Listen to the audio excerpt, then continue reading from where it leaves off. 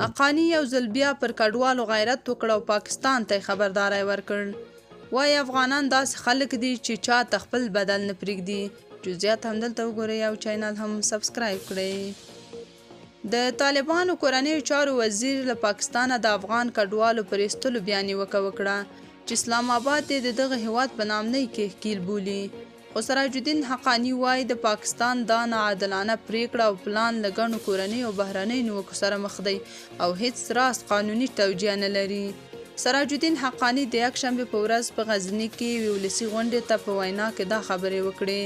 د طالبانو کورنیو چارو وزارت وایي نوموړی له سوداګرو بډایه او عام افغانانو وغوښتل چې د ستنېدونکو افغانانو لاسنیوی وکړي او دغه راز د سرپناه پر رامنځته کېدو سربیره په سوداګریزو چارو کې نرمي او ارزاني ورسره وکړي.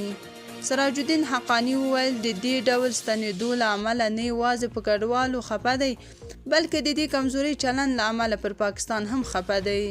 ښاغلي حقانی له افغان کډوالو سره د پاکستان وروستی چلند د اسلامي او بشري قوانینو خلاف وباله او زیاته یې کړه چې تمه یې دا وه چې په عزت سره افغان کډوال ستانه کړي، خو داسې ونه شول. هغه وویل افغانان داسې خلک دي چې هیڅ چا د خپل د بدو بدل نه پرېږدي. کله چې وخت راشي نو ضرور به د دې هر څه ځواب او بدل اخلو.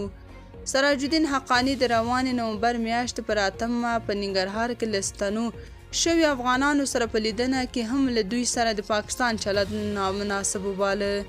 یاده دې وي چې تر دې وړاندې ملا یعقوب هم ویلي و چې پاکستان د کډوالو سره د سیاسي ګټو لپاره ظلمونه کوي چې اسلامي امارت ته قطعا د منلو نه دی. تاسو په دې اړه څه نظر لرئ؟